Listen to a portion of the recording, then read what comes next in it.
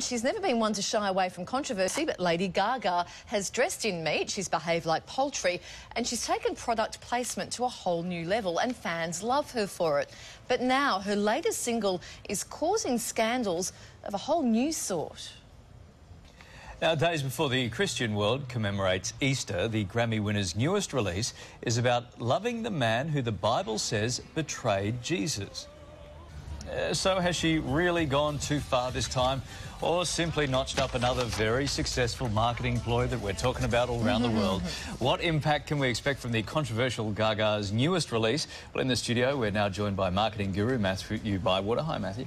Music commentator Carla Bigsy Bignaska, and live from Hollywood, Jocelyn Davis from Clever TV. Hi, all. Matthew, first up, a week before Easter, this is a song. This has got to be very deliberately provocative.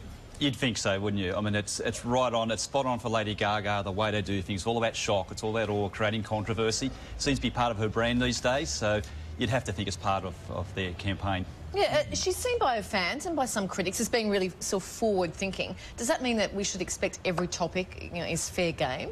Well, usually, taboo topics, religion, politics, sex, she seems to throw them all in one and have it go on at one time. Yeah, no, not every topic's fair game, and sooner or later you start alienating fans, particularly as those fans start to grow up and sort of transgress. So you've got to think that sometime in another she will start to alienate some of those fans. Yeah, Jocelyn, is it too much of a good thing or too much of a bad thing, maybe? I mean, is the novelty worn off? Are we getting sick of her wacky ways? You know, I don't think you could say that anyone is getting sick of her. She has 9.5 million followers on Twitter. That makes her the most followed celeb, period.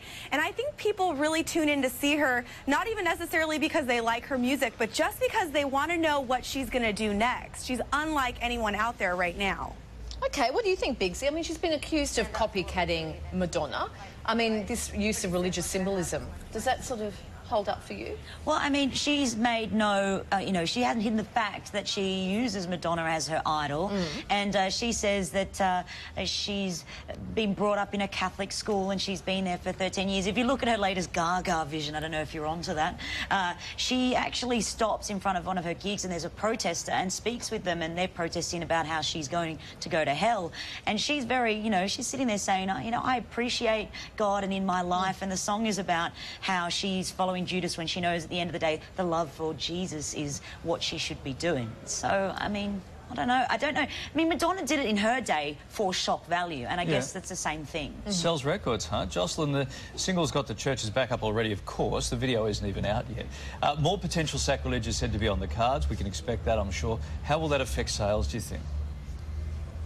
Well, despite all of the controversy surrounding her right now, she is expected to enter the Billboard charts here in the U.S. at #1 this week. Already in the U.K., she entered the charts at number 14, and that was after her single was leaked at the very end of the week. So I don't see this affecting her sales at all. In fact, it's probably just going to improve them.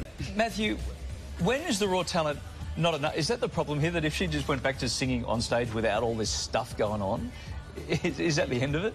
Yeah, well, I guess that's what I was touching on earlier, is that sooner or later the fans, particularly as they get older, and she's been around a few years, like you think of the great entertainers, like I'm sort of a bit biased, but someone like U2, it's just the raw talent alone that lasts and lasts and lasts over decades. Because sooner or later, the shock factor, what's she going to do next? What's she going to do to actually shock and sort of awe us? Well, how does she outdo herself? Yeah, she's going to have to... I mean, how can you outdo Lady Gaga? Yeah.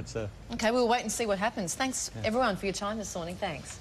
Remember the Beach Boys came out and they all had different Hawaiian shirts on? It was like, whoa, because they usually wore the same ones. And they wore different ones, and it was like, crazy stuff.